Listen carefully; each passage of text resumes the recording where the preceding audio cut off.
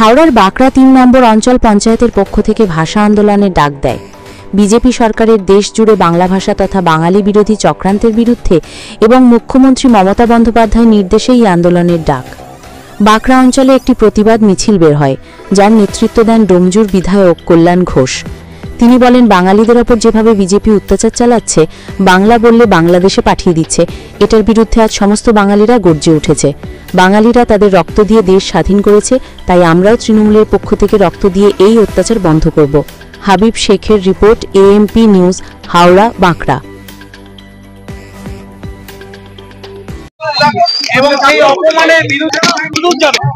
আজকে আমরা লক্ষ্য করে দেখছি ডবল ইঞ্জিনের সরকার, তারা আমাদের বাংলা ভাষায় কথা বললে, নিজেদের বাঙালি হিসেবে পরিচয় দিলে তারা যেভাবে হেনস্থা করছে, যেভাবে অত্যাচার করছে, পুলিশই আটক করে রাখছে এবং কিছু কিছু লোককে বাংলাদেশে পাঠিয়ে দেওয়া হচ্ছে।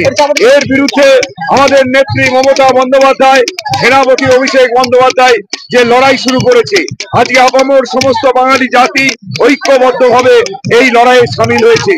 আজকে প্রমাণ করে দিচ্ছে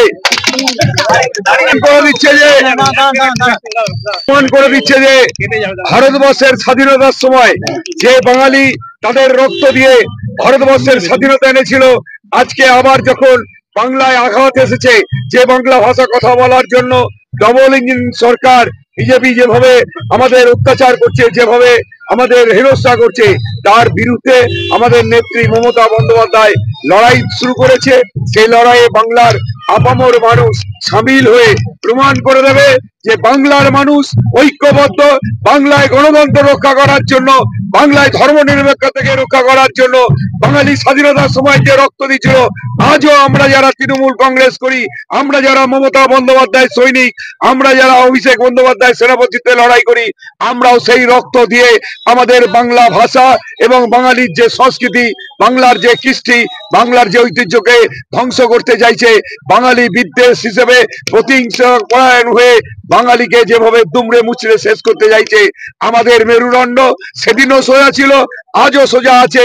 আমাদের নেত্রী সোজা মেরুদণ্ডে শত অত্যাচারের পরেও তিনি কিন্তু তার কাজ করে চলেছেন। আমরাও আগামী দিনে তার সঙ্গে তাল মিলিয়ে আমরাও প্রমাণ করে দেবো, ভারতবর্ষের অন্য রাজ্যগুলো যা পারে না, বাংলা সে কাজ পারে।